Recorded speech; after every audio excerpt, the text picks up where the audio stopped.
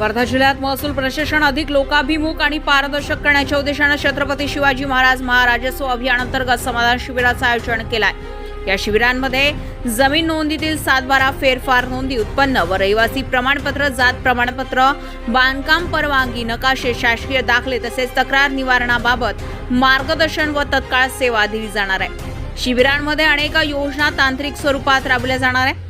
जिल्ह्यात आयटी अधिकारी नसला तरी तांत्रिक अडचणी येऊ दिल्या जाणार नाहीत। स्वतः कॉम्प्युटर इंजिनिअरिंग पार्श्वभूमी असल्याने शिबिरांच्या अंमलबजावणीत कोणतीही अडचण येणार नसल्याचा विश्वास त्यांनी व्यक्त केलेला आहे।